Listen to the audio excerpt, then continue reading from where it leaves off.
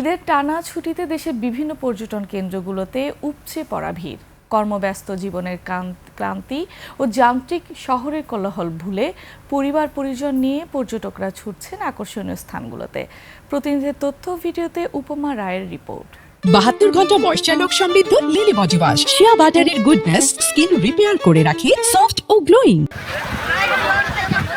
প্রকৃতি প্রেমীদের ঢল নেমেছে সিলেটের পর্যটন কেন্দ্র সাদা পাথরে। পাহাড়, নদী ও শুভ্র পাথরের অপূর্ব সৌন্দর্যে মুগ্ধ হয়ে প্রতিদিনই ভিড় করছেন হাজারো পর্যটক। তাদের নিরাপত্তায় প্রশাসন রেখেছে বিশেষ নজর।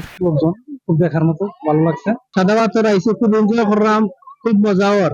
অফিসার ফোর্স মোতায়েন আছে পর্যাপ্ত, যাতে এখানে যারা পর্যটনগামী যারা আসে তাদের যাতে কোনো ধরনের সমস্যা করতে না হয়। ময়মনসিংহের ঐতিহ্যবাহী জমিদার বাড়ি শশীলজ পর্যটন কেন্দ্রেও উপচে পড়া ভিড়। ঘাটটাও ভালো লেগেছে মোটামুটি। ছোটবেলায় নাটক দেখতাম, ময়মন নাটকের মির্জাবাড়ি। সিরাজগঞ্জের এনায়েতপুরে স্পার বাঁধ এলাকা পরিণত হয়েছে দর্শনার্থীদের অন্যতম বিনোদন কেন্দ্রে। উপভোগ করছেন যমুনার জলের ঢেউ, চড়ছেন নানা রাইডে, স্বাদ নিচ্ছেন মুখরোচক সব খাবারের। নৌকা দেখছি, তারপর বেড়িবাতের উপর দেখছি। এখানে অনেক দূর দূর থেকে মানুষ আসে, আমরা তো প্রায় রেগুলারই এখানে আসি অনেক। এদিকে বরিশালের কীর্তনখোলা নদীর পার, দুর্গাসাগর দিঘি, গুঠিয়া মসজিদ, সিটি পার্ক সহ বিভিন্ন স্থানে শিশু থেকে শুরু করে সব বয়সী মানুষের ভিড় জমেছে।